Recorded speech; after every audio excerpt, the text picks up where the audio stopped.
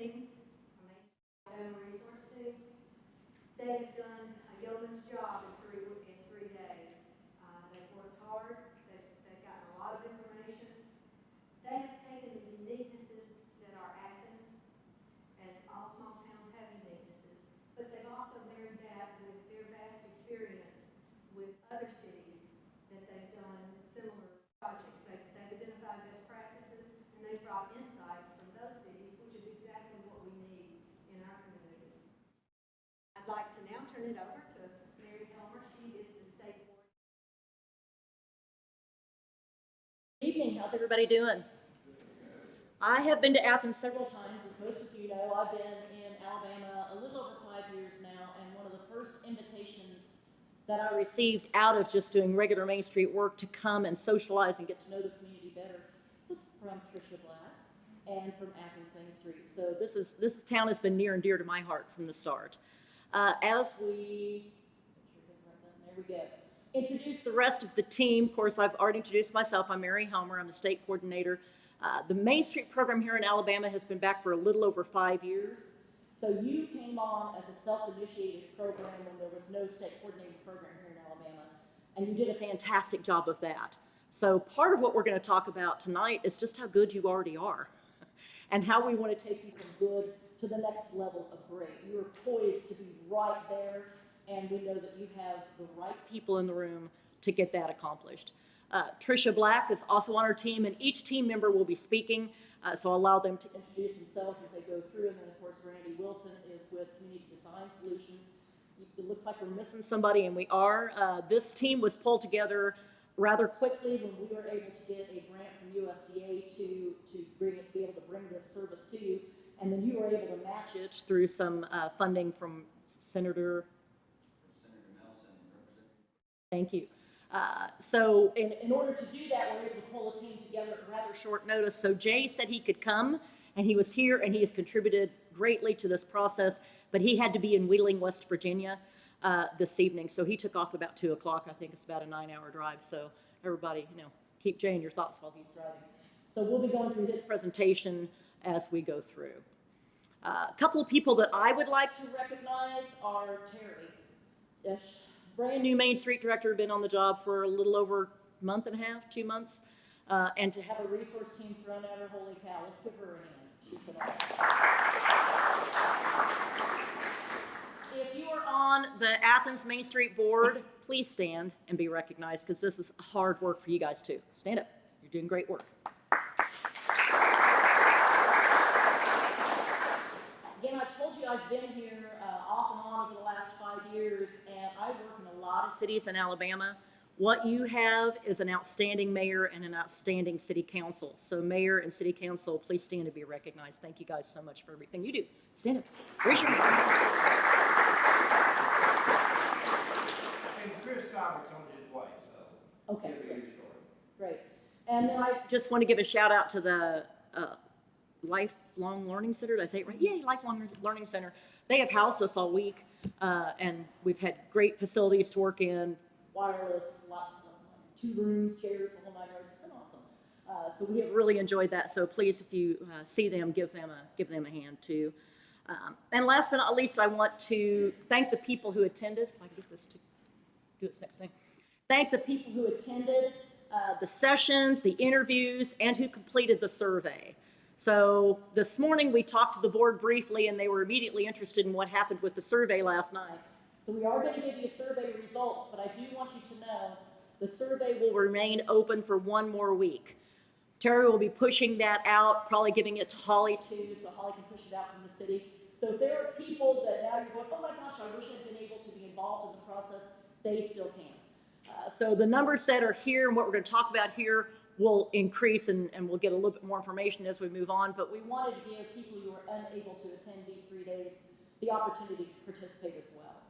So last night, Jay pulled up a survey that you could do electronic, SurveyMonkey, and the questions were as follows. How strong is the sense of community or sense of place in downtown Athens?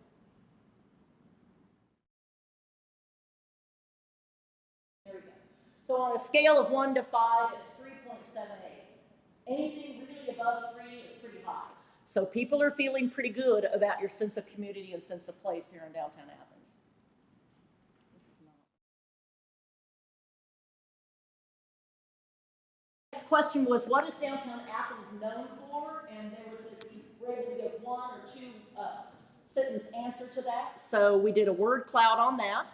So you can tell the big words are the ones that got mentioned over and over and over again. It's known for storytelling, restaurants, communities, small towns, shops, the square.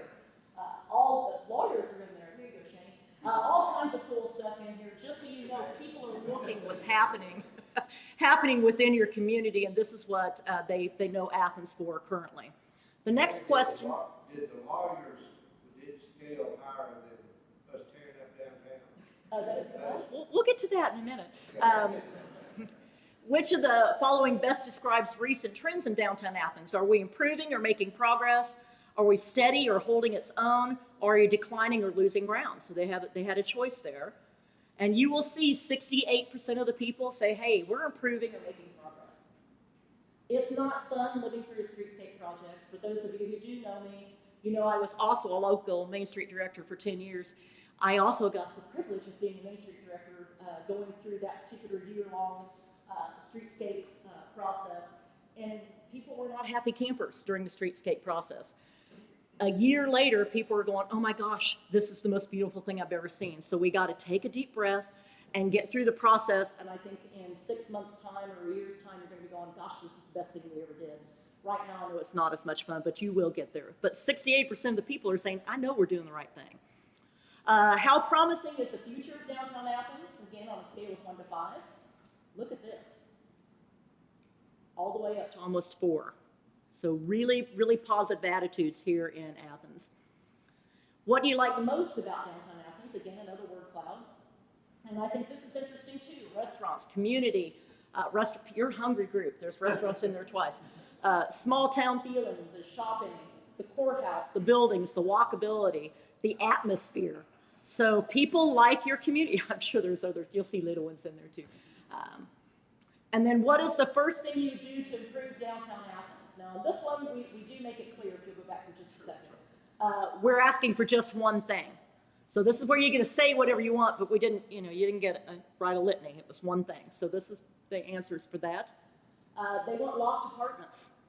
They want businesses, more restaurants. Again, you're hungry group. Downtown, they want to, think about what we're going to do with parking. We are going to deal with the ever-popular parking as we work through this. Keep the square, keep things exciting in the downtown area. So that will continue to grow. I think there were 75 respondents just from last night. So as that changes in the full report, when we come back in 6 weeks, we'll increase those numbers and show you some additional things. The big thing is community engagement and maintaining and engaging the community ongoing. And communication is the biggest key to doing that. So it means referring to those individuals that come together with a common set of goals, values, and work together to achieve those shared goals. So stay together, work together, get where you want to go. And again, I want to give some homage to what happened before. You guys had involved a branding process, a planning process, I'm not sure how many years ago, but a lot of the renderings and things that were suggested at that point, y'all did. So this is a community that does things when they plan. So we're pretty excited about being involved in that. Advocacy is a big thing. I learned when I was an elected official that the people have more power than you think you have, and it's so important that the positive side of things comes out as well. So if you want to be a force for positive things happening in your community, you have to come forth with that positive piece, and that's everybody that's in this room, and I encourage you to become involved in a positive manner in your community. You need to think of Main Street as economic development, and think of your downtown as economic development. In the not so recent past, Main Streets were kind of known as the after prom planning committee. We do more than events. We're much more than that. So it's so important, and I'm talking nationwide, not Athens, nationwide, they're kind of thought of as that. It enhances the tax base of a community. It fosters that entrepreneurship. It builds that community capacity and creates those partnerships among key groups. The coolest thing about downtown is everybody owns it. It's common ground in your community, so everybody can be a part of it. So we also did a little community engagement outside of the online piece, and we did this with students. That was a fun group. And we also did it with a community engagement where we sat outside and it was toasty odelos. Mayor, you could have given us better weather, but no, it was nice. We were sitting in front of Village Pizza, and they have fans, so yay, Village Pizza, tell them thank you. But we were able to get some people engaged with us that evening and with the students. And these are the big things that they liked about downtown. They like Village Pizza. They like that it's historic. They like that it's easily accessible off I-65. They like the potential and where you're going to be able to move your community. So last night, we had a large group of people very pleased with the turnout for the visioning last night and the asset mapping that we did. It was a fun group. It was kind of a rowdy group, and that's more fun for me. I had several people come up to me afterwards going, gosh, were we too loud? Were we too rowdy? I said, no, I worry a whole lot more when a community doesn't want to talk to each other. You guys wanted to share and wanted to be engaged, and that is huge. That always makes me feel very hopeful for what the future of your community will hold for you. So we ranked those, went up and voted. For those of you who were there last night, realize you went up and voted. The full piece will be given to Terry, but I wanted to pull the top 4 or 5 on each one. So they counted your downtown strengths as the courthouse square, the courthouse and the square, the physical appearance of both. So people love where you're at. They love the courthouse. They love the continuity and the connection between both the county and the city. The location is close to the surrounding cities on I-65. It's easy to jump on and jump off. They love the small town atmosphere, especially with Huntsville being one of the fastest growing cities in the state of Alabama right now. People are loving the authentic feel and the fun feel of Athens and how you guys still kind of have that small town charm. And they want local merchants, not necessarily chains. So I thought that was really interesting. When we looked at the challenges of what's currently happening in the downtown district, the 4 biggest ones were lack of evening entertainment, things to do, places to gather. There are a few vacant buildings, but Randy will refer to this later. They're well maintained, so that's good. Parking, the ever popular parking question. And then the 4th of those I found interesting was the lack of diversity or appealing to all groups. How are we pulling a diverse population that you currently have in Athens into the district? So really, really good stuff. And then we went to this, okay, 5 years from now, where are you going? What kinds of goods and services are you going to find downtown? And what types of activities and events are you going to find downtown? So on the goods and services, again, you're hungry, more restaurant variety. Now, the thing that you need to understand about restaurants is the more you have, the better everybody does. As long as the population is gathering in that area. You want to get to the point where people say, we're going to go eat downtown. And just a brief aside, we had a very popular restaurant in our downtown district when I was a local Main Street director that unfortunately burned down, completely burned down. And it had a steak night, that particular place had a steak night on Friday nights. And the overflow from that restaurant filled the 3 restaurants on the other side of the street, okay?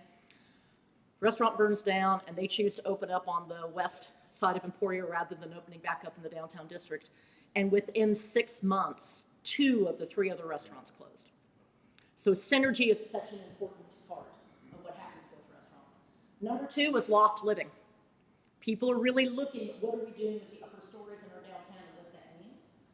Number 3 was a brewery. And again, you guys want to be entertained, more after 5 entertainment in the downtown district.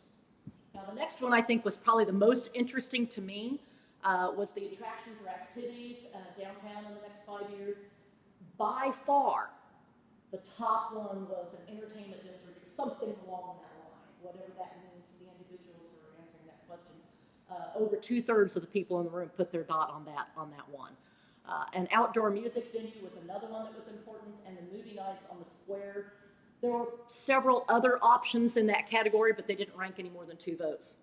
So everybody's kind of interested in this entertainment. How are we going to socialize? And what they told me in Athens, y'all want to spend some time together. You want to eat together, and you want to spend some time together, and you want to be entertained, and you want to do it when you're not working. So it has to be after hours. And again, that gives me hope and excitement for your community. We also did the community input, the needs, the wants, attractions, activities with those other two groups who weren't there last night. That was the youth and the on-street community engagement. You'll see this ties right into what everybody has said. So none of our answers were different, which made me happy. It's nice to have consistency and continuity. So entertainment, music, food, dining were the highest ones on that one as well. Now the kids did talk a lot about food and different types of food, so you'll see those answers spread out there. I'm going to turn it over to Trisha. Okay, hopefully I can project this. Oh, I am. I'm sounding pretty loud. This is great. It is so great to actually be in front of a group where I know most of the people here. I was the local Main Street director for 7.5 years, and I've been with Main Street Alabama for 2.5 years. And I want to say that in that 2.5 years, I have been to at least 60 communities in the state. And when I come back from a trip, I always go around the square before I go home. Because to me, I remember moving here back in 2004, there was nothing happening after 5 o'clock. And now there's restaurants opening, there are people walking with their families, there are people hanging out on the sidewalks, and it's great. Sometimes we have to really step back and see, our successes and realize that it may have taken us some years to get there, but we've come a long, long way. So I'm going to be talking about organization, and I'll be going into detail a little bit more about that. But one thing that I wanted to address is just talk about how downtown is the heart of the community, and I feel like all of you believe that. I mean, why is there so much feedback when there's any changes happening in the district? That's because people care about it, and we all feel ownership of what's going on in the downtown square. It is the place that, people want to have events. There's a lot of places in this community that you could do that, but people want the backdrop of the courthouse while they're doing their events. Independent businesses support our local community. It's a unique identifier. You can't go anywhere in the country or the world that's going to look like downtown Athens, and it's definitely a destination. So what I wanted to also mention, you can go on. Yeah, I'll go ahead and move on from there. So most of you know it was Spirit of Athens for a number of years. Before we had a state program, we couldn't even use the name Main Street. So once Main Street Alabama came on board and we had to be with Main Street Alabama for a couple of years, then we could actually start using the name. So I was really glad to see that last year that the board decided to change the name to Athens Main Street. And I wanted to tell you a little bit about the logo. So if you will notice that there's 4 colors in the logo, in the emblem. The 4 colors represent the 4 points of the Main Street approach. So design, organization, promotion, economic vitality. And then also if you start looking at the individual images, it's actually cards, okay, that are put together. And then we wanted to tie back into Spirit for Spirit of Athens. So that's why you have Athens Main Street, Heart and Spirit. So just kind of wanted to tell you that was the thought process behind that branding. The other thing that I wanted to go over are the stages of Main Street programs. So you have that catalyst phase, and that's where the startup is. That's the getting your bylaws locked down. That's building up your volunteer base. That's starting to get some memberships in and start building up credibility within the community. And that can be up to 5 years to do that. When you start getting in that growth phase, you've got volunteers that have been trained. You've got your rock star volunteers. They know what's going on. And then eventually you get to that point where you're in that maintenance phase. And maintenance is when you're actually having people want to move to your downtown and you don't have any vacancies, okay? Now, I would say that Athens was in the growth phase. And I feel like now we're back in the catalyst phase, but it's okay. Because I've learned, being on this side of things, that this program is going to be stronger now than it ever has been because it's got a board that's well engaged.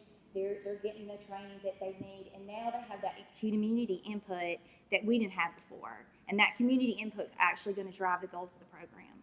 So I just want to let y'all know, even we're taking a little step back, it's going to pay off in the long run, and we'll be back in that growth phase really soon. So right now, this is the organization structure of the program. So you have the board of directors, and just to say that this is a 501c3 organization. And then Terry's executive director, and then there's the 4 committees: design, organization, promotion, economic vitality. And then there's also an Athens Saturday Market Committee and the Athens Grease Festival Committee. One of the things that you weren't writing me that, okay, that we like to say when you're building up your board is to do the shoe test, and Diane and Holly are looking at each other because they've heard me say this over and over again. But that you want to have a good representation of your community. So when you're looking under that table, you want to see work boots, you want to see chacos, you want to see heels, wingtips, you want to see sneakers. You don't. It's a problem if you all got wingtips and heels on.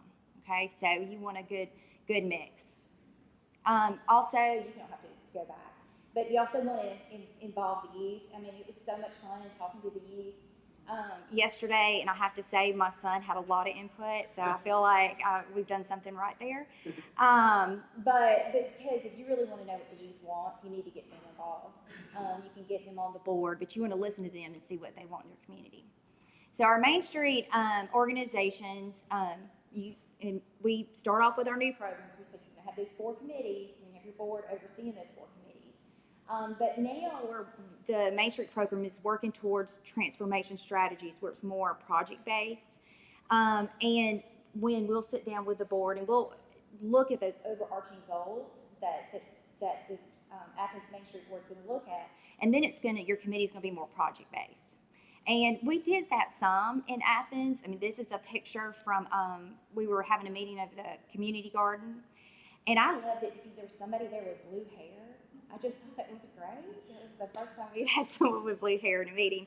But anyway, so that's going to be exciting to see what the board comes up with and what projects, and I think that'll be great in pulling in volunteers so they can work on particular projects and events and not just have to go to meetings to just sit and go to meetings. So a lot of times people ask us, what is the ideal funding, model for your Main Street program? And this is what the National Main Street Center says that it should look like. Do most programs look like this? No. I mean, we have some that are totally funded by the public sector, but if you look at having 30% from the public sector, 30% from within the district, so that's employees, property owners, business owners, the other 30% is those memberships, community organizations outside of the district as well, and that can include corporate. And then the 10% for events and fundraisers. And the reason why you want that is if you lose one arm of funding, it's not going to totally kill the program. So this is definitely a model to work towards as you move through the program. So an organization committee responsibilities, and we've talked about the Athens Main Street Board serving as the organization committee, and that's just going to have to be something that the board decides. But that involves engaging residents, volunteer management, raising money, partnership development, and public relations. So engaging residents. This was such a great campaign, and this has happened, a lot of places. But I feel like it's really taken off here in Athens, and what a great way to engage people to get out there with their families and to actually have painted these rocks and hide them. It's just a fun activity. It doesn't cost much money. And I know one weekend I actually painted some rocks, but I wasn't really good at it.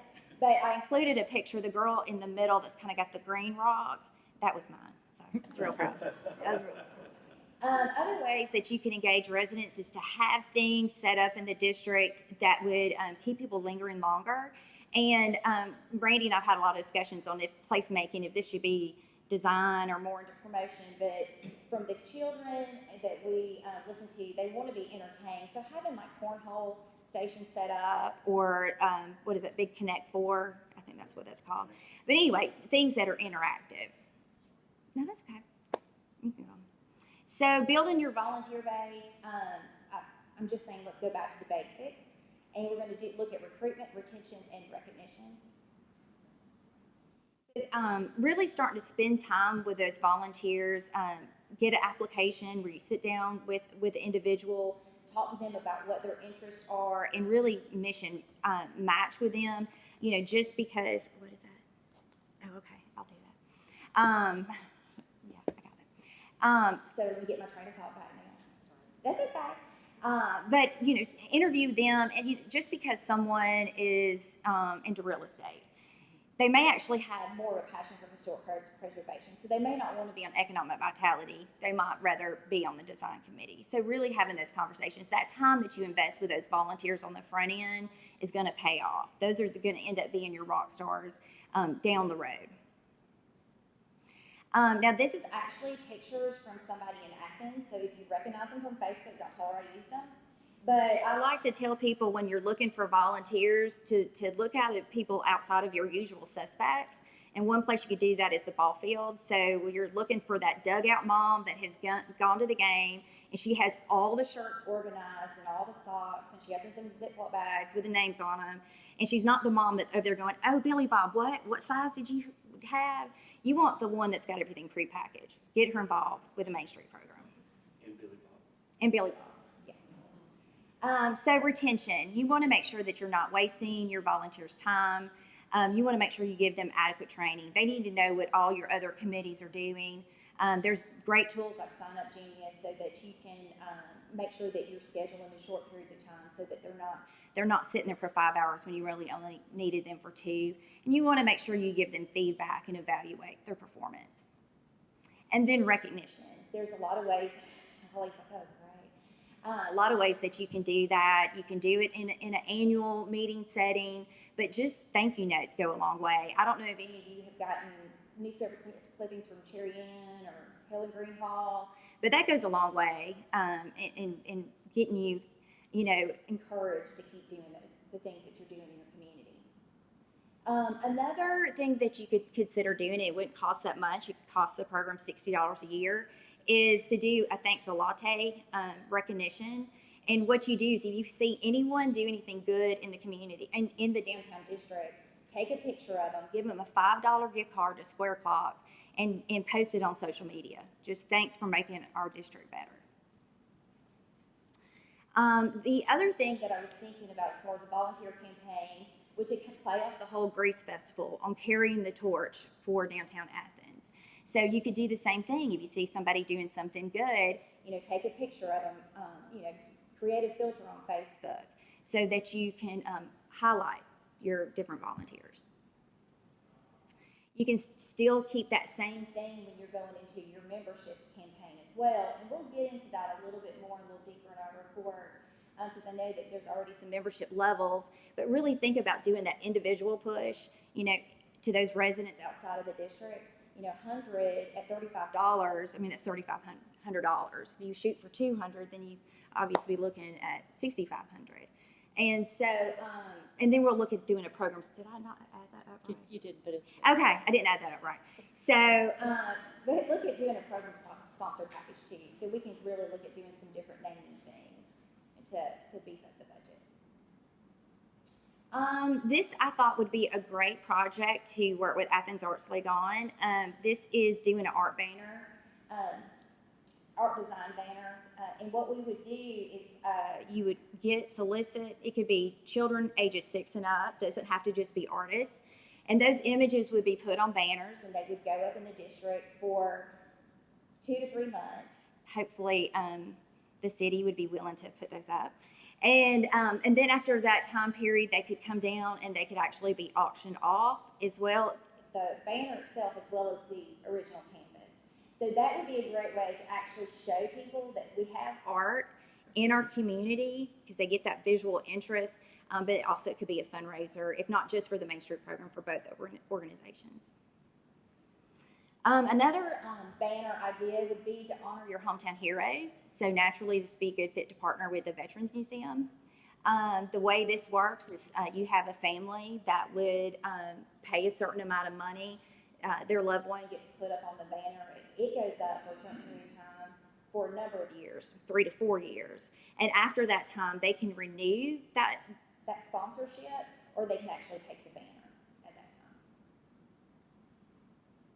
time. So the 2 big fundraisers for the program is the Mardi Gras Bash and the Grease Festival. We were actually able to take this image that was part of the community branding that was pitched for another event and modify it so it would work for this. And then again, I just wanted to show Grease Festival. But one way you could build on that is to really elaborate on the toga run, where it could be held at a different time of the year.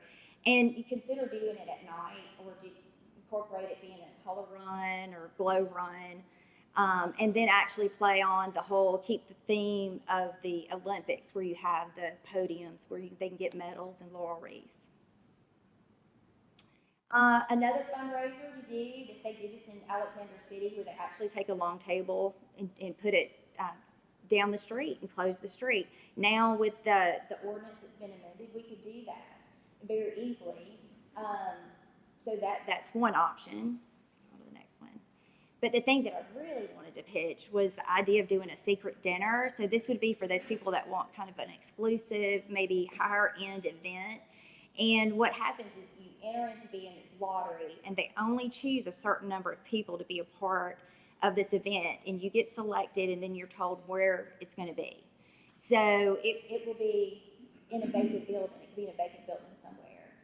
But we're looking at a cost of like $150 per person. But hopefully you could get a chef in, a special chef that would come in. I don't know if they'd let us do it at the tech school to use their kitchen, but see if we can find a kitchen that they could work out of. But what's great about that's also is a good tool with economic vitality, because it's getting people inside buildings to hopefully see the potential of that space. I wanted to show the different partnerships, and this is partners that we've worked with in the past or potentially could work with in the future, and I hope that I've included most everybody on there. And I just wanted to show some examples of how those partnerships have played out on it, making the downtown better. Trail has been great. They pick up trash once a month around the square. You can see a picture of them taking down the decorations after storytelling. Our square banners and the Christmas on the Square banners, they were sponsored by Rotary, so that's who paid for those.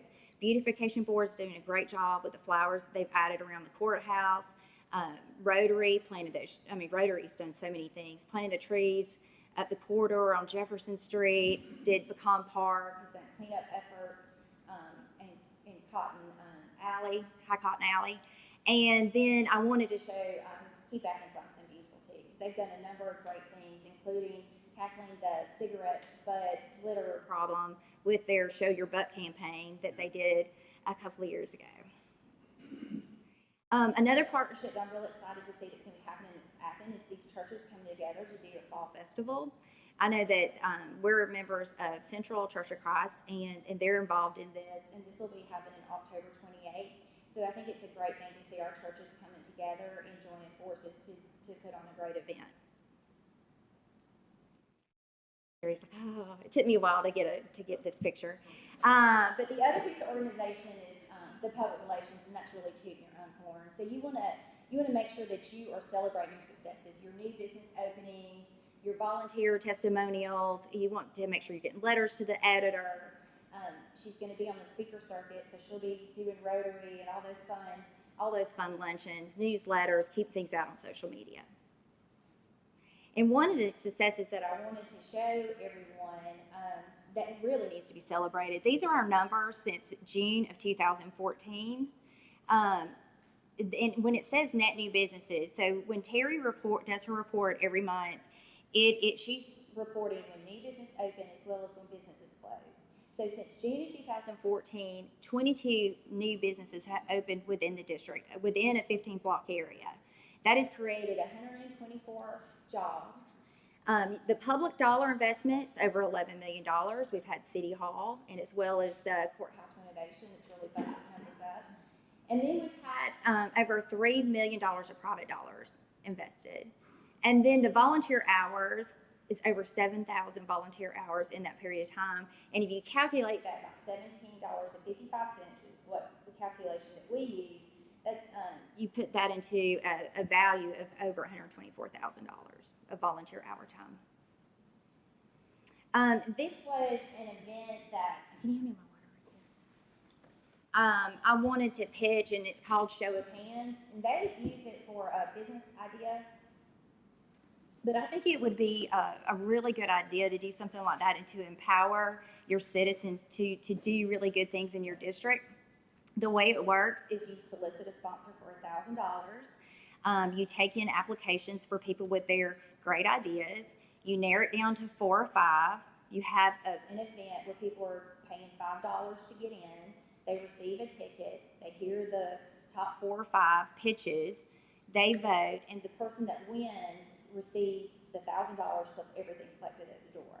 And then they come back the next year and report what they've done. So when you talk about, you know, what types of projects could those be? It could be like doing a mural on the side of a building. You know, Athens Storytelling did these garbage cans. Maybe somebody feels like we need a new fixture downtown, and that may be their idea.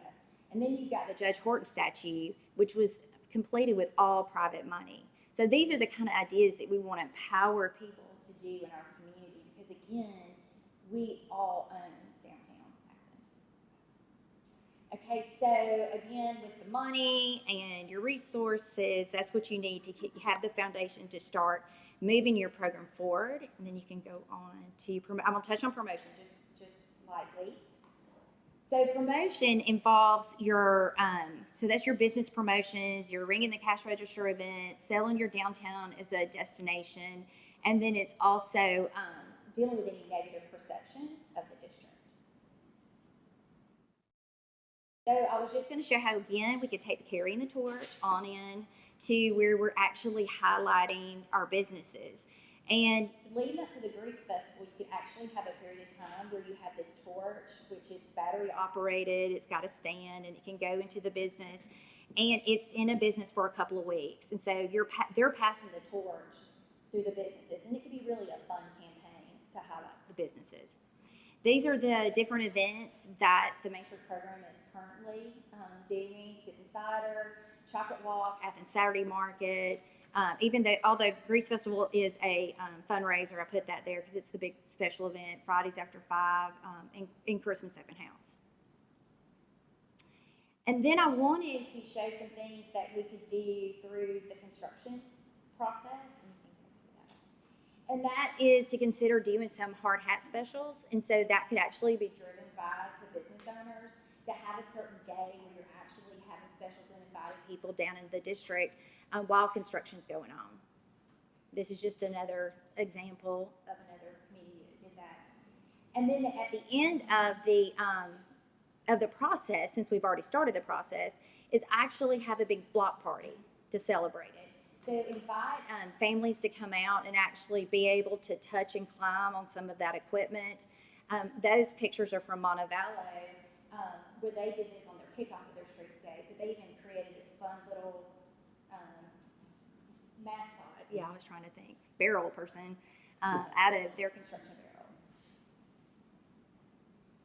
I put this in here because we heard from the youth that they wanted a movie night, so you could get a sponsor to cover that licensing fee. That'd be a great addition to add down in the district. And these are other promotional activities that are already happening. I hope I've included most everything.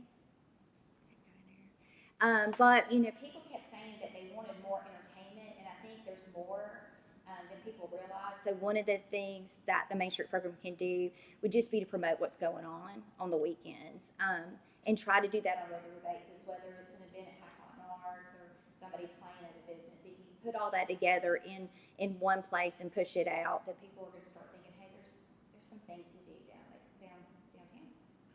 All right, well, that's what I got.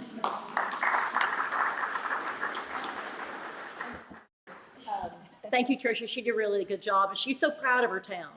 And it shows in everything she does. It shows when we're in other parts of the state how proud she is of Athens. So she's a great representative for you as we travel all over. What I was trying to remind her of, and she completely ignored me, in the back are some sign-ups. If you're interested in any of the things that we're talking about tonight, and you want to be involved in either a project or on a committee, there's sign-ups in the back. That will be monitored and picked up by Terry. Those aren't anything we're going to pick up and say, Mary's going to call you and say, you're assigned to this, that. That's Terry's job. But she needs help. You can't do this by yourself. So it's super important that if you want your community to change and you want these things to happen in your downtown, that you continue to be involved in what's going on. I've seen a couple of you taking pictures or Facebook Living. I don't care. I'm good with that. But this is being recorded. So you don't have to do that. We're going to provide a recording to Terry, probably get it tomorrow morning. So everything that we're saying, as well as the PowerPoint show, will be given to Terry to present in whatever format she chooses to do. So since Jay isn't here, I get to talk about economic vitality. So one of the things we wanted to talk about was the marketplace and what the market will bear.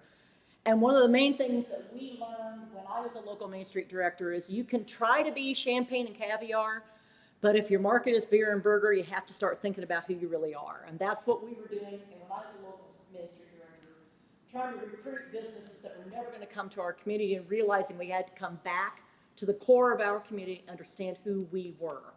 And that town is really doing a great job now and has continued to be successful over the year and was the first Great American Main Street Award winner in Kansas. And that happened because we worked with our locals.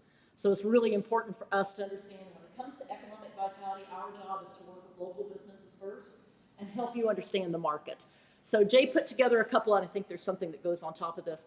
So he talked a little bit last night about the psychographics of the ESRI data that you're going to be receiving. Now, just as a reminder, he said it last night, but if you were not there, we're going to be updating your market profile. That market profile is something that each business who around the square or outside of the square, however you want to share it, needs to have access to that market data and understand what the market will bear, because there's probably an opportunity for an existing business to add a new product line. And then the psychographic piece really helps you understand how you promote and advertise and market. So that's that piece. He's going to go much deeper into that. You'll get if you're a real nerd, and I recognize a couple of y'all from last night, and y'all decided the whole thing, you're going to get the whole thing and probably more than you wish for, because just one of these areas, the Southern Satellites, was your top psychographic area. That one is, we're going to go a little bit deeper into it. That's 28.5% of the 7.5-mile radius area households are Southern Satellites. And as we said last night, it digs into about 100 pages behind this. I'm not going to go through all of this tonight, but it'll be in the full report. But some other data that's in here talks about the age, the race, the ethnicity, the income, the net worth, the budget, and that goes into the diversity index. And that was a question that came up last night is, did we dig deep enough into, and you'll notice in this particular one, 8.2% of that particular area is Hispanic and 7.9% is African American. So there was a question about the diversity last night, and it is included in that Southern Satellites, and you'll see it included in the others as well. So when you look at economic vitality, you have to look at it in not a boring numbers perspective, but there are other ways to look at it. And the first of these is to understand that, again, you're going from good to great. You have done some really great things already, and these are some ads that were pulled together under the initial branding process. I believe Holly put these together, talking about your classic Southern character, which is your tagline, and your branding already. We heard branding a couple of times last night. You have branding. You have good branding. It's probably time to push it back out again to have everybody see what's occurring there. But Jay went a little bit farther in his, and he did some little individual ads talking about the real Athens and the real flair that's going on in Athens. So he has a couple of ad pieces here you can look at. So take a stroll in real Athens. Your style, showing Bennett's there, real Athens. So unusual, real Athens. And then people talk here, real Athens. We're visiting, we're sharing, we're being with one another. The variety in Athens. And rare finds when you talk about your antique stores. So you can see how that real and real Athens ties back together. Friendly faces, little counter leaning there is always important. And the owner is in, and that's one of the big pieces. When you talk about what happens in the community, and you can stand there and visit with the owner of the store, that makes you unique and authentic, and that's the real Athens that we want to get to. And then look at your new restaurants. Italy meets Athens. And then new faces and old places. So he's put together a few. You can continue to expand upon this. It's just an interesting way to use the marketing that you already have in place and the branding you already have in place. The next area is to talk a little bit about communications. Now, we heard a lot about streetscaping. As I said, I lived through a streetscape project. It was not nearly as well organized as the ones you have here. And I think it is important to show it could be worse. It could be this, or it could be this. They could be tearing up the entire streets. Crazy stuff could be occurring. So what you have, I know, is not fun. I know it's painful, it's not fun to live through, but it can be much more painful. And you have it off to the side and not blocking your main area. Show the next one. And then how they're keeping everything as open as they possibly can. And one of the big things that we heard, go ahead, as we were walking around yesterday, is that there's going to be a number of parking spaces that are going to be pulled away from the project. In actuality, when you talk about communicating and communicating effectively, you're going to gain 4 parking spaces when the construction is done.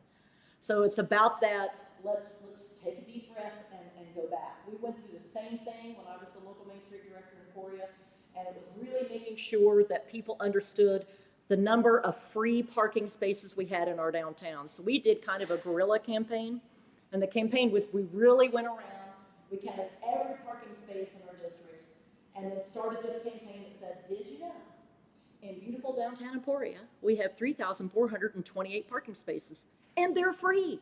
They're all free.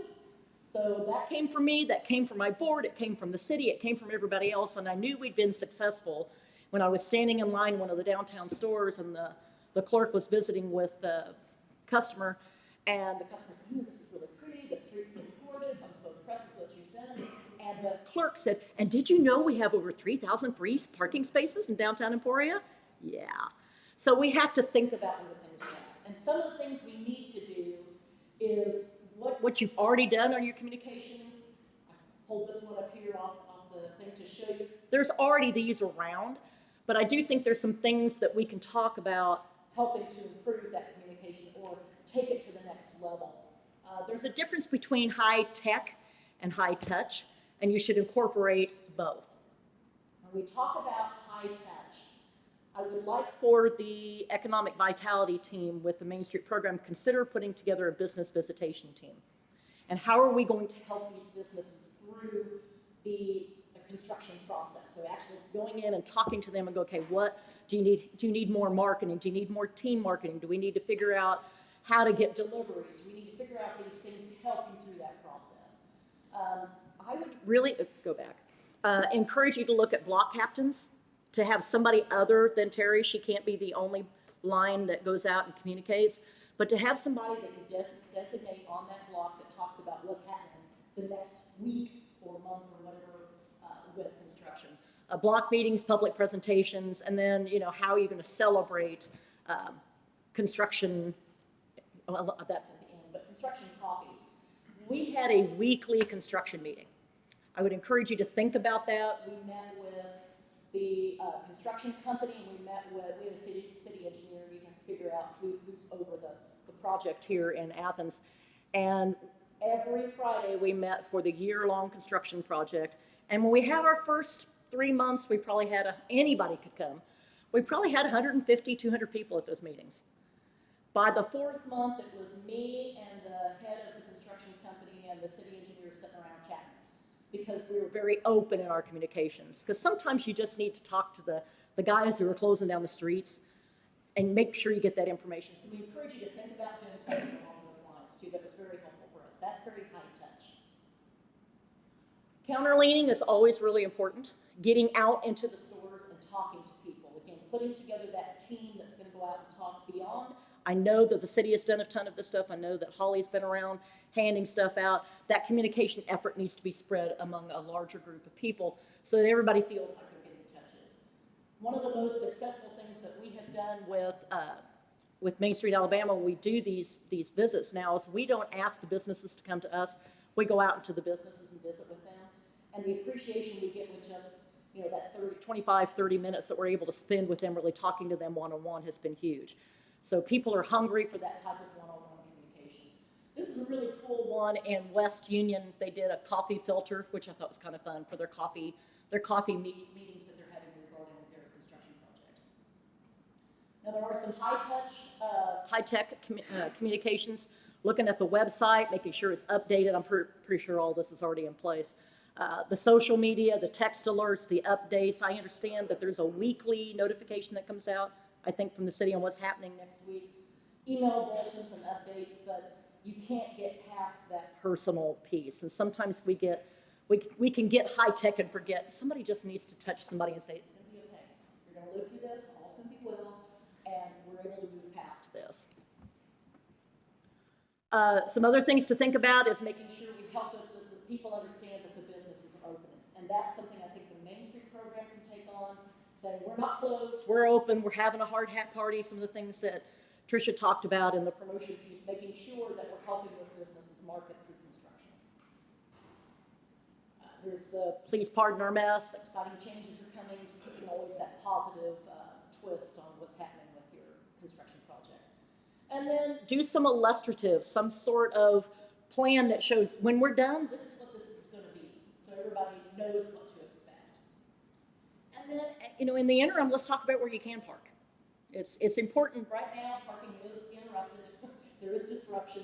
Where can you park? Where can customers park? How are we, blasting that out there so that people understand? And then the excitement is building. Another opportunity to show where, here's a temporary lot line. This is where things are going to move. This is where things are going to go when we're all said and done. And just some more examples of how to move forward. These are fun ones that you can use that use construction funds. I'm particularly amused by the Stegosaurus one because we also have Wetumpka. Wetumpka is ready to undergo their streetscape project. And if you didn't know, Wetumpka was where the crater hit and killed all the dinosaurs. So it's their fault that all the dinosaurs are dead, and they should do that. But that was pretty funny. That would be a fun one for them. But think of creative ways and fun ways to use your construction stuff. I know it's not a fun process, but have a little joy along with it as you move through the process. And let's talk a little bit about business support.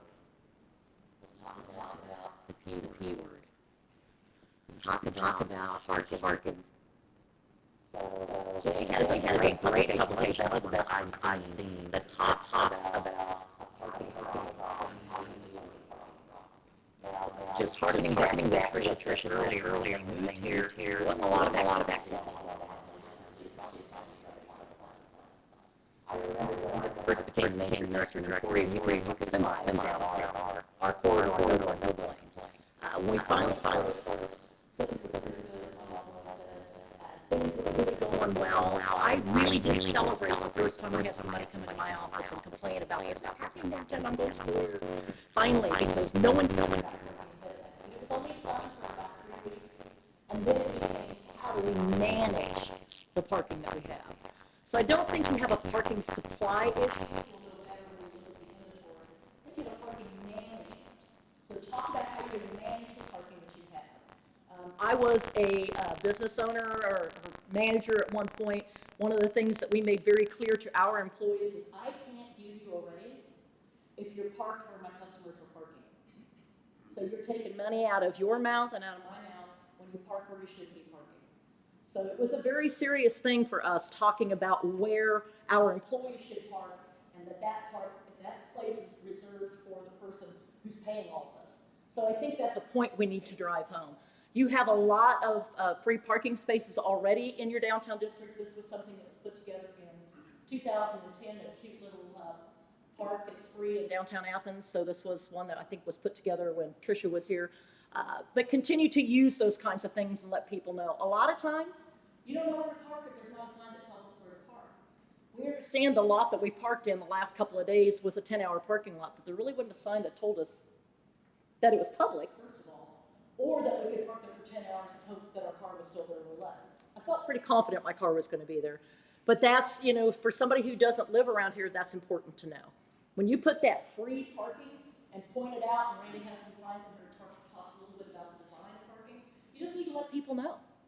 And I think if you ever put free public parking, people will start gravitating to that. And you're not ready to bring all of you've got great wayfinding coming in. Randy will talk about that here in a little bit.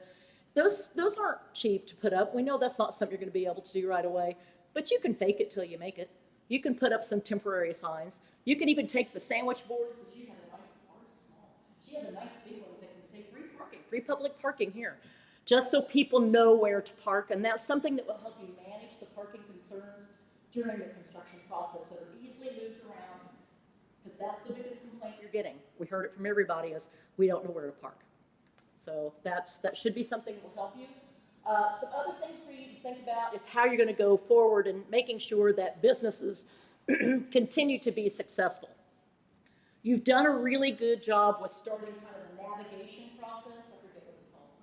One-stop shop. The one-stop shop here. So it's good. What you've done with that one-stop shop is good. Let's take it to great. Let's take it to that next level and really do a concierge program where you really kind of pick up some, the hotels that you go to where you load everything up, you take it to your room, you're going, well, thank you for showing me where the elevator's at. You're ready to go to pick the suitcase up and take it to my room. That's where you're ready to go, I think, with this next level, really leading people through the process, because time is money. And nothing is more frustrating than to be excited about a building project or a business project to be held up by perceived red tape, even if it's not real red tape. So I think we can take that to the next level, and we'll give you some many more examples of that as we move forward. The next one is promoting opportunities. So let's talk about what you do have available. You do have some vacancies downtown, not a lot. You have a really nice downtown. You all know that. But let's talk about, to the ones that are empty, let's talk about the cost of an empty storefront. It's really expensive to leave a building empty. And nothing is harder on a building from a design and maintenance perspective than to leave a building empty. So let's talk about what it means from lost sales to the sales tax that goes to the city. All of those things are included, and this will be included in the overall. Just a small estimate of what it means is $250,000 a year in lost sales by keeping a storefront empty. That's a lot of money. Even if you're being conservative, that's a lot of money. I know that when I had merchants or property owners who were holding on to buildings and not really moving them, when we were able to get some of this information and take into them, go, this is what it's costing you to leave this building empty. Let's talk about what we can do from a market perspective, realistic market perspective, to a city who's helpful as they lead you through the process to filling this building with something that the community will support so the building is no longer empty. Does that make sense? So let's talk about, hey, it's not empty. It's full of opportunity. So he mocked up one. It's really pretty cool, but I do think there's some other things that you could do with this. We had one in Emporia because everybody does this, where you walk up and you do this so you can see into the business. Our sign had a guy that was doing this, looking out at you, going, "Hey, look at this." It was a little creepy, but fun, and everybody stopped and looked at it. But talk about every once in a while you do a little bit of that on-street marketing. I wish this was whatever. So you can put a chalkboard up. You can do it with something as easy as name tags saying, "This space. What would you like to see in this space that gives you that kind of home-based feel, supported by the economic data?" As I stated earlier, we're going to be updating your market snapshot, so you'll be seeing that coming with the report in about 5 to 6 weeks' time. The next big thing is opportunity zones. Now, opportunity zones are a part of the 2017 tax code. Alabama was one of the first states to get our ducks in a row. That's very exciting for us, and get all of our opportunity zones named. Lucky for you, your entire downtown is in the opportunity zone. Now, Jay explains this a little better than I, but what I understand is if you have capital gains, you can reinvest those capital gains in an opportunity zone. If you leave them in that opportunity zone for 10 years and then pull them out, you pay no taxes on them. That's a very simplified version of opportunity zones. As a part of what we're doing, services for you, we're going to bring in an attorney who understands this way better than Mary does, who can explain to you about a capital stack and come in and consult with you guys a little bit on how do we utilize opportunity zones and begin to get that ball rolling here in Athens. Next one is mapping the process. So again, we talked a little bit about your one-stop shop. I think you can elevate that to a whole nother level. And this is the community that can do it, and you can do it quickly. So there are some examples of what they do in Biddeford. So we'll have 2 or 3 different examples of how people go through it. One of the things that we were able to pull together in Emporia was what we called a code team. Never came up with a cooler name. But the code team was simply a group of people who came together in the property and walked through the process of all the things that needed to be taken care of. So the fire chief, the code enforcement officer, whoever you needed in there, along with a rotating architect and engineer. So we all met in the same place at the same time and answered those questions. So that's one way to think about doing it. Next thing we're going to talk about a little bit is about entrepreneurs. So having those business plans that how do we get things started. The thing with entrepreneurs, I love working with them because they have passion. the other two legs of the stool sometimes that they don't have are understanding how to run a business. And in my experience, they hardly ever have money. So if you can figure out how to harness the passion and help fill the other two parts of the stool, that's great. We visited with, remind me who was, there's two different entities here in Athens who are already working on some sort of entrepreneurial piece, and we'll have to. The Athens State University. Athens State, and then somebody else is working on it the too. high school. The high school. So there's two entities, Renaissance. So we'll pull together, but we need to start training our entrepreneurs and putting together some classes, but also putting them with current business owners who can say, this is what I wish I hadn't done. This is what I wish I had done, that can help them walk through the process so everybody can walk hand in hand. So we'll help outline that. But there's lots of examples of how you pull together startups in different communities. Probably the neatest one in Alabama was the piece of the puzzle that Alexander City did. Missing piece, where they actually pulled together a whole bunch of services, a lot of them were in kind, and then they did a business plan competition, narrowed it down to 3, and then they put it out to the community for a vote. Very interesting. And at the end of it, that winning vote from the community, they were able to get all the services, but the other 2 were so excited about their process and everything they'd gone through, they became members as well. So there's some really cool examples of smaller communities who've been able to do this.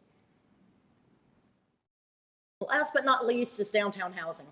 I think it's the last one. We're going to find out here in a minute. You have some fantastic loft or potential loft spaces in your downtown area.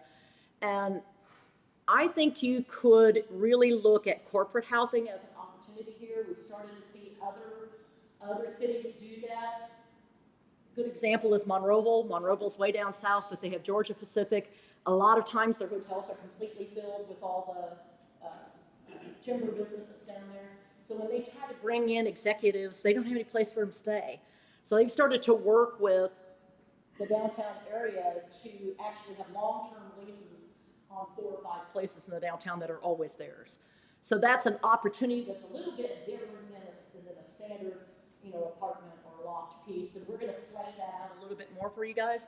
But there is, I think, an opportunity here for you to do that. And what you're looking at really is, how do you take the young professionals that you already have a piece of here to empty nesters are probably your best candidates. I can tell you as an empty nester myself, I would love to live upstairs downtown where I can park my car, we're in a lot, and I can walk to everything I need in the district, and I can go back up to my place and be done.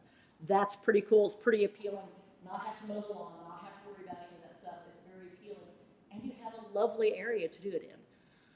We do have on our website a downtown development guide, because what we started to see in some of the communities back when I was still in Kansas was they would get way ahead of themselves on trying to get incentives and then find out, and I'll use the example of one of our cities, they were able to attract a developer to put 100 units in their downtown. It's a bigger downtown out west in western Kansas. And what it came back to is they found out, because this will be particularly pertinent for Athens, they found out that they had a 100-year-old water main that wouldn't sprinkle one loft, much less 100. And the city had no money to do it, and the developer walked. So you have to get your ducks in a row. You have to understand your infrastructure, which your city is doing right now. They're adding your electric, they're adding your water pressure, they're adding the things that you need to be a successful downtown in the future. And I just want to give them kudos for that. But that's on our website for you to look at. And this was a fun picture that Jay took, I think, at the engineering firm just down the street. It always seems impossible until it's done. So keep that in mind as you go through the rest of your streetscape project. And I'm going to turn it over to Randy.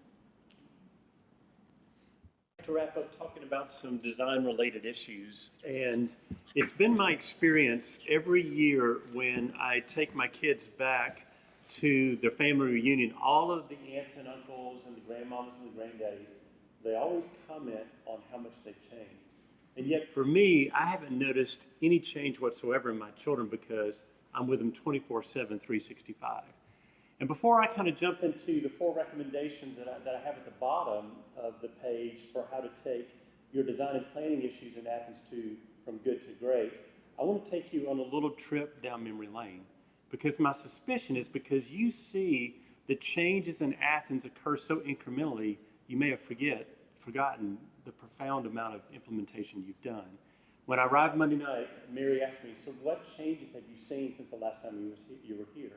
I had the privilege of working during the branding and marketing workshop as well as your future land use plan. And in the years that have changed since then, your change has been remarkable. So here's just a few things just to remind you of the amount of implementation you've done. First of all, of course, is just the branding and marketing itself. You can see some of the existing things that were done in the past and how you've implemented this, whether it's on your banners, on your buildings, on your, well, it's right here, on your water towers. It's just all over the place, including your wayfinding signage. You know, when I drove in the other day, there it is, big as life, nice and brown, full of color. You see your banners up on the poles and on your dominant thoroughfares in town.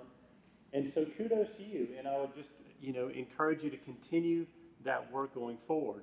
Some of the imagery that we developed in the past included this sort of gateway along 72 before you turn right into the downtown area.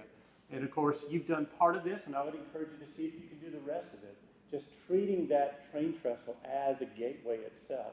But again, the wayfinding that you see here, you've actually done an iteration of it slightly forward on the roadway itself. Of course, this is the thoroughfare coming in on Jefferson. And again, this is the way it used to look. This was my rendering from a number of years ago. You guys have already planted the trees, you know, so you're already in the process. And now if we can layer on top of that the additional wayfinding and the banners. You know, we heard some people say that, you know, there was no wayfinding to direct us into the downtown, and we would actually take issue with that. We feel like you do have a lot of wayfinding out on the main thoroughfares, and now if we can start to add supplemental wayfinding from these secondary thoroughfares and into the downtown, you could complete the entire picture. And of course, I was really enamored when I saw these two buildings because, again, years ago we did a rendering of what they might be. And of course, the reality, in my humble opinion, is even better than the rendering because this is what it looks like this morning. So kudos to whoever developed that and did such an admirable job on those buildings. And of course, Trisha appealed to me later about the high cotton arts. And they had this building, I did a little rendering, and of course now this thing is also, yet again, another reality. So again, kudos to you. I appreciated James talking to me earlier tonight about Trinity School and how when they saw the image, they thought, you know, we really can restore this place. And now it's become a really critical place in that neighborhood. I believe the reunion is coming up soon, right, with a parade and everything. Exactly. And so, again, amazing amount of implementation that you've done. And of course, you're in the throes of what you used to see. Now this is under construction, and it's just a matter of time before you're going to see some version of what's on the screen here. So I just can't say enough good things about what you've accomplished. And I would just encourage you, Terry, and some of the others, perhaps Holly, you know, at least on an annual basis, publish these before and afters just to remind the community of all the good that the city and the Main Street program have done, because it's so easy to forget in the context of our day-to-day lives and our day-to-day work. So with that in mind, I want to just continue the theme that Mary's introduced repeatedly tonight is Athens is in a good place. How can we take Athens from a level of good to great? I'd like to humbly submit 4 recommendations from a design and planning perspective. And the first has to do with the arts. And celebrating the arts, and specifically celebrating them in the public realm, even in a design and planning fashion. I was really energized by meeting with some of the arts community this week, and here's some simple ways that this could transpire. The first is we had a conversation about an arts alley in addition to the Cotton, how's it referred to, Cotton Arts Alley? High Cotton Alley. Thank you so much.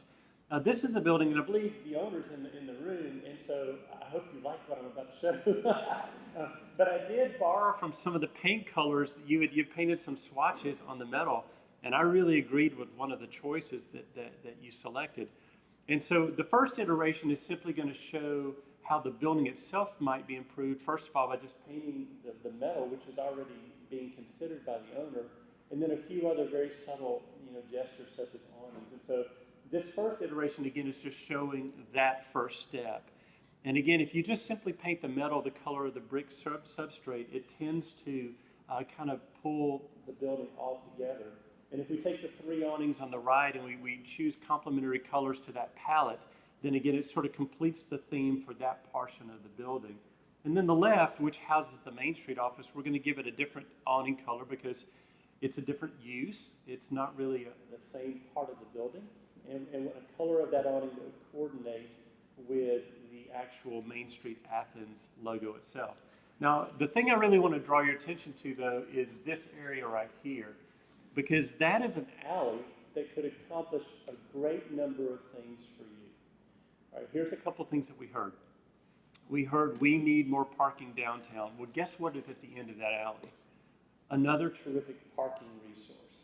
I mean, today as I walked around taking pictures, I was surprised at how many significant parking resources were just off of the square, and here's yet again another one. Another thing that we heard from you is we need public restrooms downtown. Well, guess what resides in the middle of that parking lot? A building that could accommodate public restrooms. What are the other things you told us? We want to see the presence of the arts.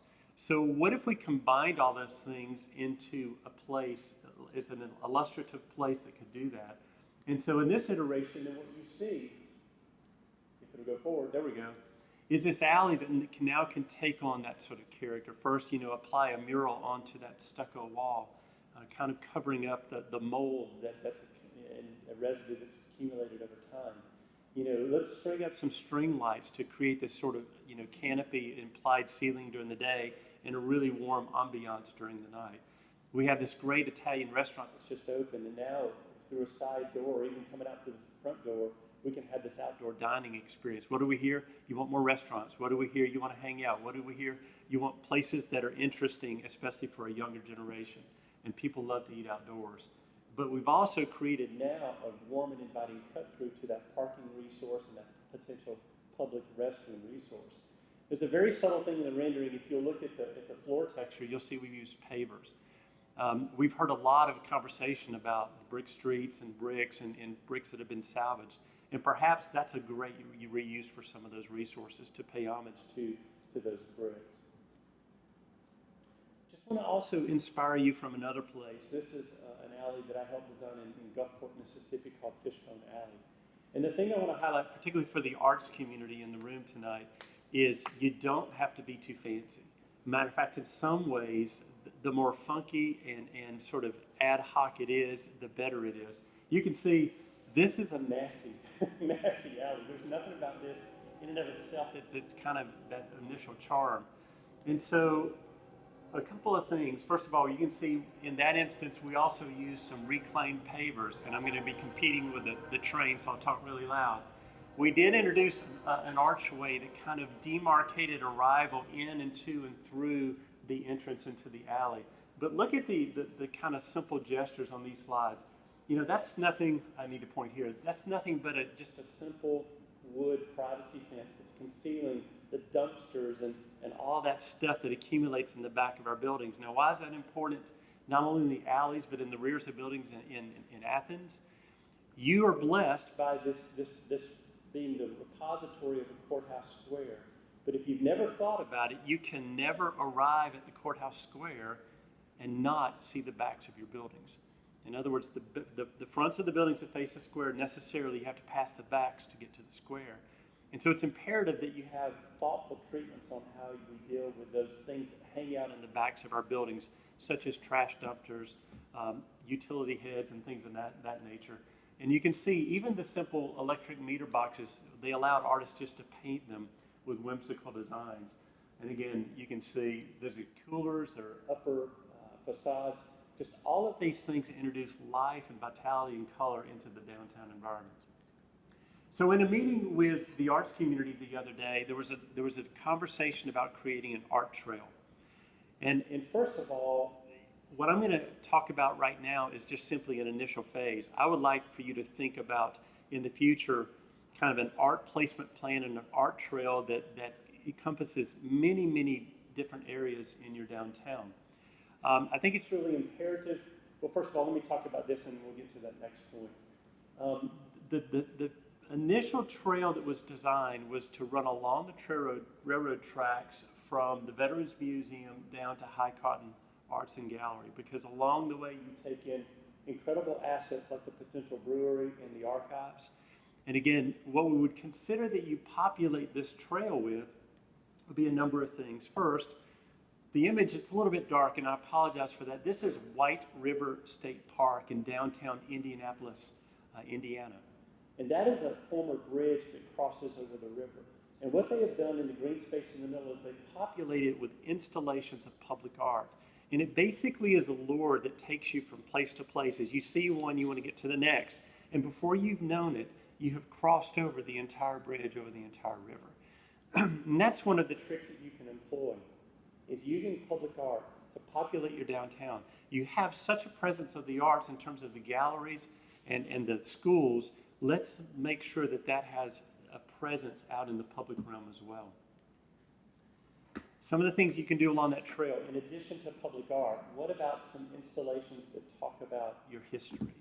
And again, we can always default to the standard sort of interpretive plaque, and you have some of these in your downtown as well already. I really enjoyed what my downtown Columbia, South Carolina introduced recently. It's hard to see, but on pedestals will be these photographs that superimpose what used to be as you look at what is currently.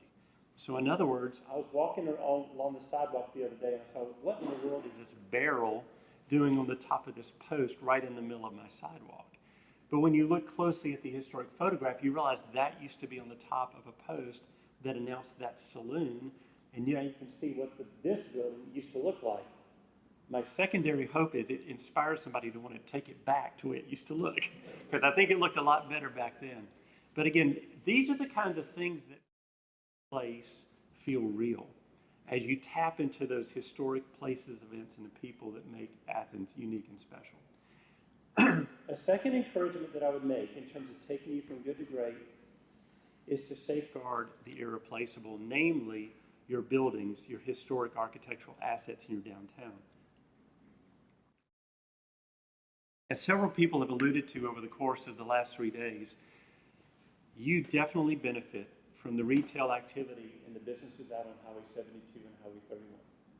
But the truth of the matter is we can find those resources in numerous places around America. But the assemblage of architectural assets you have in the downtown, especially around your courthouse square, only occur in one place on the planet, and that's Athens, Alabama. And therefore, it's imperative that we safeguard those assets because it is your true, unique calling card. So what are some things that we can do? The first thing we'll do is the simplest. For those few buildings that you have that are currently vacant, there are some things that you can do to off of that appearance. Any downtown typically is going to have some vacancies. It's just when you start to accumulate many vacant buildings that downtown begins to have this perception as being bad for business. And so there's some things that we could do temporarily to buy us time until those businesses are filled. Now, everything I'm going to show you in these next few slides are intended to be temporary. They are not intended to be permanent. Obviously, we can put art in the windows, and again, given the Arts Alliance and everything we're talking about in terms of celebrating the arts, that's a very viable option. Anniston just did a great pop-up in one of their vacant buildings. It's a pop-up art gallery, just a lot of butcher paper and some student work on the inside.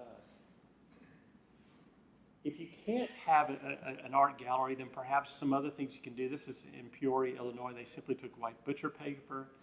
They printed on it a historic, nostalgic street view. And again, you're so drawn to that imagery that you forget that the building is empty. Occasionally, we do have those buildings where we cannot go on the inside. This is a building in Arkadelphia, Arkansas. And because they handled pharmaceuticals, we couldn't really put anything on the inside. And so instead, we just applied those traditional vinyl cleans like you see in your car. And you introduce those historic postcards to take the edge off of that building looking empty when in actuality it was actually completely occupied. Now, the next things that I want to talk about on the buildings are some intriguing, I like to think intriguing, facade grant approaches. I know historically Main Street has offered facade grants. I think you're reconsidering offering those again in the future. And I would just like to consider a new approach to the facade grant. And the term that I want to use and the term I want to introduce to you is called a facade component grant. And the key word in that is component. And I'm about to give you a visual, and it's going to tell me how old you are, whether you recognize this visual or not, because it's Mr. Potato. So how many people remember Mr. Potato Head? Okay, you're old farts like me. Okay. So I want you to think about your buildings like Mr. Potato Head. The potato is your building. And the components are all the things we used to stick on Mr. Potato Head, the glasses and the nose, and my favorite was the mustache, okay? And those are all the things that we used to stick on him to kind of give him some interest. Well, if you think about that in terms of your buildings, again, you've got the back, and the components that we stick on those buildings are our signs and our doors and our windows and our paint and our cornices. Those are the elements or the components, if you will, that go into animating and giving depth and creativity to our facades. In the component facade grant approach, the way it works is instead of trying to fund an overall facade, which is very expensive, and it can be complicated to know what you want to do, you just fund one component per year. For example, in Beaufort, South Carolina, in 1 year they only offered awnings. In Hartsville, South Carolina, currently they're only offering signs. And I think one of the things you're probably figuring out already is now your money can go farther because you're only funding one single element on a building. And it also enables the business owner to make an informed decision. Some property owners don't know what to do with the entire building, but they almost all can tell you, do I need a new sign or not? Do I need a new awning or not? And of course, you're smart enough to know it's going to protract the amount of time that's going to take to fix up all of our buildings. But in one way, I'm fine with that. Because I never want you to forget that the whole purpose of a financial incentive is not to just give away money. The purpose of a financial incentive is for the public sector to lead and the private sector to respond with their own investment. And so it's okay if we drag out the time so that the private sector is responding along with the public sector in the process. Another one that was funded was Conway, South Carolina. They did a slipcover removal grant. And here you can see the power in this one building, but perhaps it's even more dramatic when you see what happened to these 5 buildings when there are 5 slipcovers removed. And the thing that's most impressive about this, that's their main street. So can you imagine the dramatic facelift from going to something that looked like that to something that looks like this? As I alluded to a while ago, in a case of a courthouse square town, the rears of your buildings are very, very important because people are going to see them as they make their way into the courthouse. Another potential component that you could fund would be rear of building treatments. And again, you've got some great case studies already. This is from Willow Cottage Antiques. Is that owner in the building by chance? A beautiful, beautiful job on the rear building of their treatment of the rear of the building. And so perhaps that might be a component that is considered for funding here to make sure that experience getting into the square is pleasant all along the way. Another one that we want to kind of just see the idea. Frank, thank you so much for all the thoughtful information you gave us about the new water mains that are going in and the things that are being done to address water pressure to the buildings. We heard very clearly from you that you want loft apartments. Sometimes one of the impediments to that can be the costs associated with code compliance, specifically sprinklers. In West Des Moines or Valley Junction, Iowa, they did a really strategic thing. While they were under construction, they actually ran taps to the base of the building. And therefore, in the future, if the owner wanted to add a sprinkler system, it made that cost much lower. And so another thing you may want to offer is you're going to be putting this new system in at some point in the future. Perhaps that would be an incentive, just like you would have an incentive for luring a new business to town or infrastructure to a new business. That might be something that you give to people with an existing business in an existing built context. So now to illustrate the power of a component grant on one of your actual buildings. Of course, this is the Center for Lifelong Learning downtown on the square. And that, as everyone said, they were so gracious in hosting us. And so they appealed to me. They said, we're having a tough time with branding of our building. People think that it's just the coffee shop and the boutique. And the irony, of course, is they are just the micro retail spaces that we allow in the front of our building. But the building actually belongs to the university and is the Center for Lifelong Learning. And so as I looked at it and talked with them, I realized there were some simple things that they could do. This whole notion of going from good to great sometimes is not that hard. It just takes some very strategic, simple gestures. And so what you're going to notice is the first thing we're going to do is, since the upper facade is very much sort of an international style, we're going to play that up. And an international style building is going to emphasize the horizontality. And so by painting the window band, then you can see we're kind of emphasizing the width of the building. Additionally, we're going to remove the canvas awning and put up a metal canopy.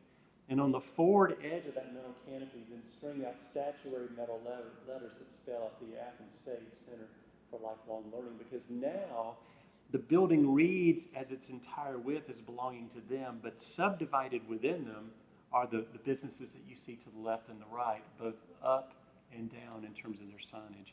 Again, simple gestures that we can make to kind of breathe new life into our existing buildings. Now, there is a golden rule, and other than the one that we learned as children, the other golden rule goes like this: he with the gold gets to make the rules.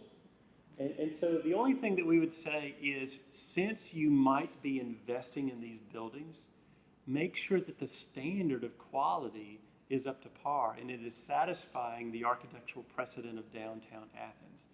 You know, if you're a private property owner, then you know firsthand the last thing you want is for your neighbor to do harm to your buildings by virtue of them doing inappropriate treatments to their buildings.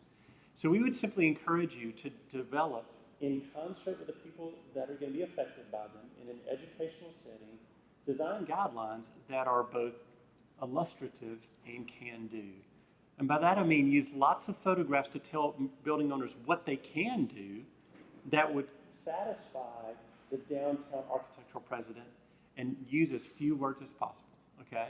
Just give them all these pictures of things that you can do to enhance your building, and any of these gestures would be appropriate in downtown Athens.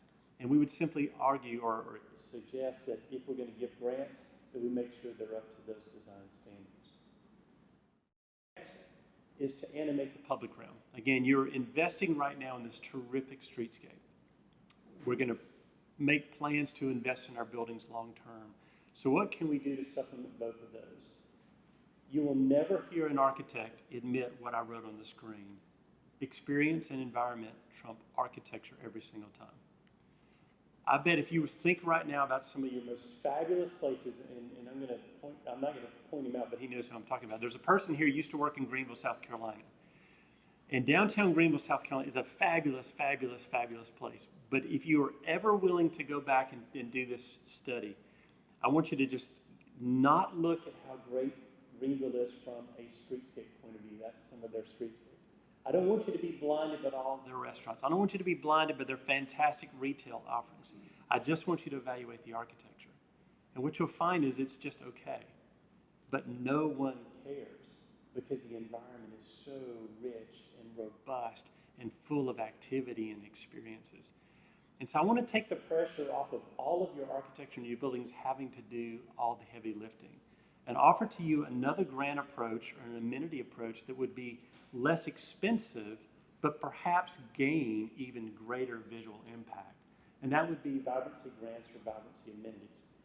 Now in downtown Athens, especially in the square area, you have two zones that are very different, because one is the outer ring adjacent to the sidewalks and the buildings that belong to the public realm or the city, and then you have the inner ring of the square, which of course belongs to the county and the county courthouse. So you're probably going to have to employ different approaches. But the thought is, if you're going to fund buildings, private-owned buildings, through easements to put on awnings or signs or color or things of that nature, why wouldn't we also fund insertions of color and creativity and interactivity to cause our downtowns to be far more active and far more animated? Again, there's a list of things that you can do, but here's some photographs. First of all, I want to say for the record, I love your existing benches. They're very stately, they're very classical, and I would say continue those. There's nothing wrong with them in the world, and I love the fact that they have a kind of a memorialization component to them. But I equally love these colorful ones out in front of the Carton Arts District. And what I would like to advocate to you is these two things are not necessarily incompatible. Rather, they achieve a sense of layering and detail and color and whimsy that you wouldn't have if you only chose one of the two approaches. There's no substitute for just colorful bistro tables and chairs and umbrellas. And again, your goal, well, I tell you what, I'm going to do a little sermon real quick. If I only had one place in a downtown that I could fix, and make any way I wanted to, it would always be the sidewalks. It would always be the sidewalks, because the sidewalks belong to everyone. And you can't enter a building without walking on a sidewalk. And if you get the sidewalks right, everybody that experiences your downtown square is going to be drawn into that success. And so look at these images. Wouldn't you like to eat in that environment? And populate your downtown with flowers. I realize right now in the summer it's 1,000,000 degrees and it's hard to maintain these. But I promise you, right now, think about your favorite places in America and the world. And more times than not, they're very walkable and they have a ton of vibrant, colorful landscaping and flowers, right? It just speaks to quality. So fund those things. Sometimes we hear, and really you don't have this problem in the square, perhaps on some of the side streets, we hear pushback, our sidewalks aren't wide enough. And so do what they did in Kent, Michigan. These are little 18-inch fold-down tables that you can fold down, but you can pop them up and they're just these really nice little niches for 1 or 2 people to sit and have a little meal. Introduce opportunities for people to hang out. You know, portable chess and checkered tables. Now, I particularly like these benches. You know, as a husband who doesn't really like to shop, I would much rather sit on a comfortable bench with cushions like that than on a metal bench. That's just me. Art, interactivity. This lady right here is my neighbor. She's an artist named Eileen Blythe, and in downtown Columbia, she just put this installation. These are propane tanks that she has welded together, and so you sit there and you can play this tune on them. Of course, we can always do these interactivity, public art, and please, whatever you do, allow your high school students to play musical instruments your downtown and tip them well, okay? Please tip them well. What can we do on the inner square? Now, obviously, we need to have great working relationships with the county. We need to seek their permission. But you're about to have a courthouse square that's about to get even better. As that lawn gets expanded, it's going to create even more opportunities for the very things that you told us in the public meetings you want. We want to have gathering spaces for musical venues. We want to have more opportunities in the downtown area. So again, as Trisha alluded to, and I'll just reiterate, I mean, how much does it cost to put down some cornholes? You know, but how about bocce ball? And then don't forget about the importance of programming. It would be easy enough if you're going to have a quartet. Why don't you set them on the courthouse lawn? Or perhaps there are yoga classes that happen out there under the trees. Again, don't let these spaces be so sacred that they're never utilized. We just finished a master plan in Shelby, North Carolina. And it was such a pristine courthouse lawn that no one ever used it until we started populating it with these colorful movable chairs. And all of a sudden, we saw workers from the courthouse and from the downtown start taking their lunches out on the lawn. And I'm a huge fan of Adirondack chairs. Matter of fact, you can get these in a plasticized rocking chair version for $400. They're so amazing, and they're very comfortable. So populate your downtown with those. The town that I work in right now, this is a really cool thing that we just did, and we converted a little green space into a pocket park and populated it with a bunch of portable miniature golf courses that were created by the local high school and the college and their art departments that came together. And so again, what did we hear the other night? We want things for families to do when they're downtown. You know, how about taking in 9 holes of miniature golf while you're downtown? How about playing cornhole when you're eating at Village Pizza? How about playing giant Jenga or rolling some bocce balls when you're done at the Mexican restaurant?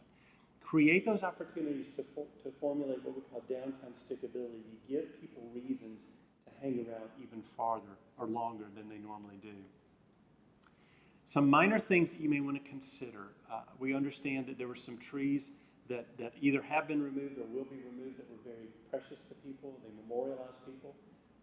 And so in Scottsboro, Alabama, they had a very simple plaque that both talked about the species of the tree, so there was an educational component, but there's also a memorialization plaque to relate that tree back to a loved one. We heard some comments, about the brick bases, the concrete bases.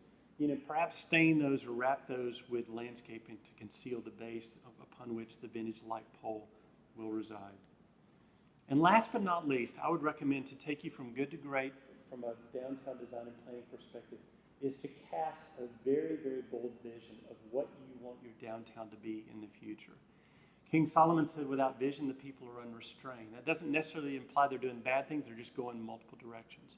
And a vision restrains everybody to get them on the common same page and moving in the same direction, because as Thomas Edison said, there's yet again hard work to be done, because a vision without a plan is a hallucination. And so we need to somehow capture the vision that you all cast. Mary read it to you tonight. There's a very clear common agreement amongst most of the people in your downtown about what you want it to be and look like going forward. But the key word is look like. You know, Aristotle says the soul never thinks without a picture in mind. And so often we just try to describe what we want using words or typing it up. But people need to see a picture of what is intending in the future. You know, contrast the plan right here on the bottom with this sketch. Which one gets you more excited? Which one kind of gives you a sense of what's really planned and in store for my downtown? I would humbly submit it's that image. And so I don't care what you use, whether you hire people locally to do sketches or photo renderings or three-dimensional models, but you've heard so many terms thrown out recently. And I think it's important that we have a common language, a common visual language about what we mean by that. When we talk about loft apartments, what might those look like? When we talk about infill development, what might those look like? When we talk about expanding the streetscape from the square out, what might it look like? And again, contrast the plan with the photo renderings of those same sites, and you can see now people can start to give in their mind an image of where you're heading in the future. And what I like to say about the value of that kind of a vision plan for your downtown is it both instructs what you should do in order to accomplish that vision in the future, but I would say an equally valuable benefit to some vision or a plan in your downtown area is it tells you what not to do. So often we're we're the tyranny of the urgent and the tyranny of the bottom line, that we're going to say yes to the first development opportunity, but we might trip over ourselves if we aren't putting the highest and best use in that place. And if you as a community can come together and say, this is what we want there, then you can resist that temptation to put the wrong thing in the wrong place. This is an example of an old abandoned textile mill in Chester, South Carolina. The textile mill industry is just decimated our state, and so all of these mills are coming down. Thankfully, we did the master plan here before they were about to tear down the smokestack. We're like, oh, you need to preserve that because it could anchor what is now their recreational fields in the downtown area. And so it tells you what not to do. And so I would strongly or humbly submit to you that visuals can help the conversation that Mary has been talking about, advocacy and communication. When we start talking about parking resources and apartments and loft apartments, now we can have a common visual language about these. Just want to encourage you, this is a loft apartment from Marion, Alabama. Marion, Alabama. I just want you to compare and contrast the assets that you have in Athens to the assets that they have in Marion. If they can be done there, it can be done here as well. And again, in the report, I will even address additional concerns or impediments to those kinds of development. We've talked about sprinklers, but there certainly are other impediments that we'll talk about. Again, we've heard about infill development because one of the things is we're going to need more human beings residing in our downtown to get all of the resources and all of the activities that you said you want. We want more entertainment options. We want more restaurants. We want more downtown living. We want grocery stores. And those things require human beings in an area. And so what might appropriate infill? This is Aiken, South Carolina. Retail on the first floor, condos above. And so now you've got these permanent residents with ownership stock in their buildings, but in a building that's very compatible to the downtown, with a character on the inside that's very sympathetic to a historic downtown. I mistakenly call this Town Creek. You have a creek or what do you call it? Shane, help me out. Over by the library, you have a water body. The ditch. Okay. I was trying to make it more dignified. Okay. But long term, think about those opportunities. When we talk about vision, what can that become in the future? Mary remembered from Hutchinson, Kansas, they too had sort of a drainage ditch that ran through their downtown. Stormwater drain. and they converted it into this park. And yes, it still floods in certain seasons, but when it's not flooded, it becomes an asset and a visual appeal in their downtown area. So those are some of the things you may want to think of in terms of the long-term vision of your downtown. And I'll turn it over to Mary to wrap this up this evening. So next steps, that's what we need to talk about. This doesn't end today. Main Street is a way to manage the changes in your downtown over time. So as you become successful, which you already have in your downtown, it leads you to another layer of how do you manage those next issues. So over time, we're going to have continued strategic vision and planning as we move forward to keep your downtown moving the way you want it to go. So we're going to take about 5 to 6 weeks time to pull together our much more in-depth thoughts than what we're able to do in 3 days time. And first of all, I'd like to just tell you guys, it always blows me away when I'm on these resource teams, what they can spiel out in 3 days time. This is amazing stuff. So let's give the team a hand. They did a great job. So we're going to come back. I think Trisha and I have sent a couple of dates to Terry. She'll coordinate it with the board to come back and present the full plan. It'll be about a couple of inch thick book of recommendations that are really well thought out. This is just the tip of the iceberg. So we'll be doing that, and that'll help guide you through the next 3 to 5 years. The next thing, we want to work with the Athens Main Street Board on their work planning and how we can take the recommendations that we've put into play in the strategic plan into implementation. I'm an impatient girl. You've probably figured that out in the short time that you've known me. Nothing bugs me more than to have a plan that gets put on a shelf, and then 5 years later somebody says, you know what we need? We need a plan. No, what you need to do is do the plan. So we're going to talk about how you take what we've talked about tonight, which we heard from you. We heard from the community that this is what you want, and we're going to put it into implementation strategies. Which again, I'm going to give a shout out to the boards in the back. Before you leave, if you're interested in the things that we've talked about tonight and you want to be a part of a project or on a committee, please put your name up there. General design guidelines, we have them located on our Main Street Alabama website. Those have already been provided to Athens Main Street. It might be just kind of a beginning piece of having standardized design guide, but I understand you had kind of some work done on that already, but it's there as a resource for you if you want to look at that. So I wanted to give a little shout out to our upcoming training opportunities.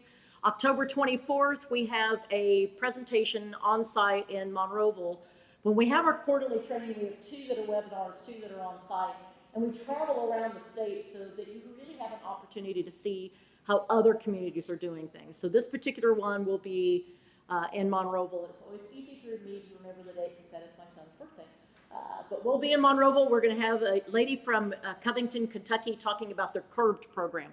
How do you take a business that's inside to either the sidewalk, into a public area, or even farther into alleyways or those different things, which Randy talked a little bit about, but she has great examples of what they've been doing in Covington.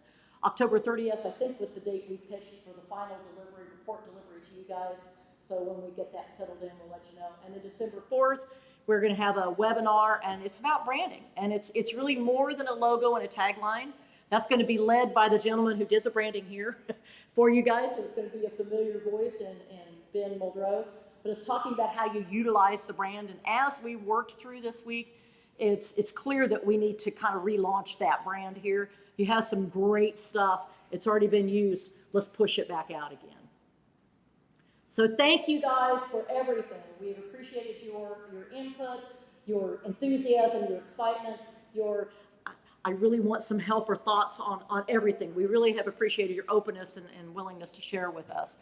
We are going to hang out up here for 10, 15 minutes if you want to ask questions individually of us. Otherwise, you'll see us back October 30th or around that date. Thank you so much for your time. We appreciate it.